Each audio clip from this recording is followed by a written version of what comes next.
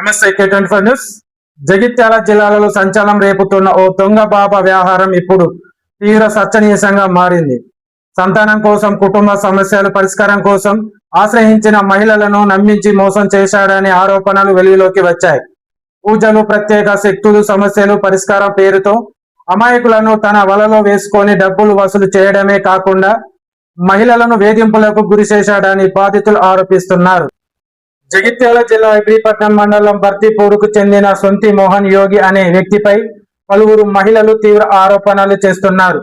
సంతానం లేని మహిళలు, కుటుంబ సమస్యలతో బాధపడుతున్న వారిని లక్ష్యంగా చేసుకొని ప్రత్యేక పూజలు చేస్తానంటూ నమ్మించి తన వద్దకు రప్పించేవాడని బాధితులు చెబుతున్నారు. తాను చెప్పిన విధంగా చేస్తే సంతానం కలుగుతుందని, జీవిత సమస్యలు తొలగిపోతాయని నమ్మించి మహిళలను మోసం చేశాడని ఆరోపిస్తున్నారు. అంతేకాకుండా కొందరి ఫోటోలు, వ్యక్తిగత వివరాలు ఉపయోగించి బ్లాక్మెయిల్ కు పాల్పడినట్టు బాధితులు ఆరోపిస్తున్నారు. హిందూ, ముస్లిం మహిళలు సహా పలువురు ఈ బాబా వలలో చిక్కుకున్నట్లు సమాచారం. దర్గా, దేవాలయాలు పరిసరాలలో తిరుగుతూ ఆధ్యాత్మిక ముసుగులో ప్రజలను మోసం చేశాడని స్థానికులు చెబుతున్నారు. లక్షల రూపాయలు వసూలు చేసినట్లు కూడా ఆరోపణలు వినిపిస్తున్నాయి. గ్రామం కోనసముద్ర మండల్ కమ్మర్పల్లి జిల్లా నిజామాబాద్. నేను ఒక కోనసముద్ర నివాసిని. మాకు గత 6 సంవత్సరాలు అయిపోతుంది పెళ్ళై. అదే సంతానం కొరకు తిరిగి ఇక్కడ మెట్పల్లి ఆసుపత్రులకు రావడం జరిగింది.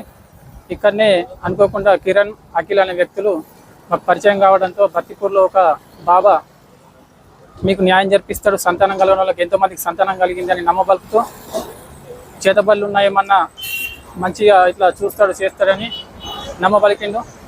ఆ నమ్మబలకడంతో మేము వెళ్ళడం జరిగింది, బర్తిపూర్ గ్రామానికి వెళ్ళడం జరిగింది. అప్పటికి మా దగ్గర నుంచి డబ్బులు 1,00,000 రూపాయలు డిమాండ్ చేసి మేము అంతగానం కావు ఇంతగానం కావని ప్రాధాయపడడంతో 40,000 రూపాయలు 2 సార్లుగా 80,000 రూపాయలు తీసుకోవడం జరిగింది. మా పనులు మాత్రం మేము కాలేవు. మాకు ఇప్పటికీ కూడా సంతానం కలగలేదు. సంతానం కలగడం లేదని సంవత్సరం తర్వాత మేము కిరణ్, అఖిల్ అనే వ్యక్తిని ఫోన్ కాంటాక్ట్ ద్వారా అడగడం జరిగింది. అయితే వాళ్ళు ఎట్టకేలకు డబ్బులు ఇస్తామని మాకు 4 రోజులు 5 రోజులు అనుకుంటా మోసం చేయడంతో ఇంతకుముందే నేను ఒక పేపర్ ప్రకటన ఇచ్చిన.